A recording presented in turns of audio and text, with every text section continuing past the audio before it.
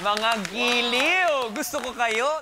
Tanungin natin kung ano nga bang mahika meron kayo mula kay Coach Martin. That was so nice. I was so entertained.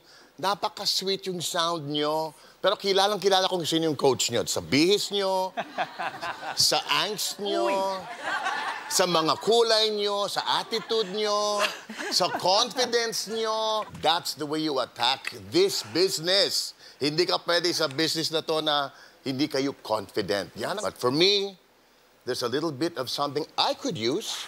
It would be Gab. Ngayon, tanongin naman natin si KZ, Coach KZ. Guys, nakatayo kami the entire time kasi sobrang naming nakikita kayong nag-e-enjoy. Hindi namin kayo naramdaman na kinabahan. You allowed every single one of you to shine. Tama. But at the same time, you also gave your best individually. Ako yung tatanungin mo, Coach. Feeling ko parang nag-shine lang sa akin ng mas konting-konti angat si Radney. Radney. Woo! Para kay Coach KZ. Thanks, Coach. Ano ba ang gusto niyong sabihin? Unang-una, I want to say thank you to the three of you. Ang gagaling nyo. All equally worthy, equally ready, right?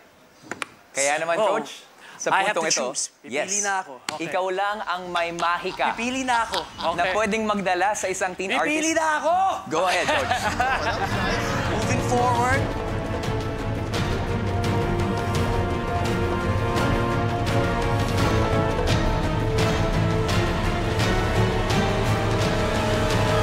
Violet. Moving on, so knockouts, congratulations, Violet! Violet, punta mo na si Coach Bamboo. Good job. Wow! Good job. No, you did good. Gab and Radney are up for steal!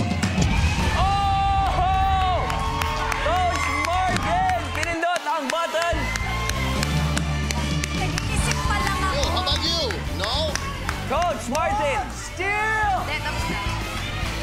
We would love to ask you, sino ang pinipili nyo sa kanilang dalawa, kina Gab at Radney? Both of you are amazing.